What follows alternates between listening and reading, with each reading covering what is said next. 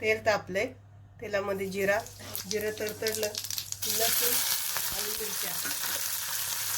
मी तर बिगर तिखट मिरच्या घेतल्या, तुम्हाला पाहिजे तिखटाच्या मिरच्या घ्या. लसूण आणि मिरच्या परतल्यानंतर आपण पालक टाकून घेऊया. इथं मी धुवून कापलाय पालक आणि फास्ट गॅसवर परतून घेऊया आपण. आपला परतून झालाय पालक. इथे चवीनुसार मीठ आणि मीठ पालक परतल्यावर टाका.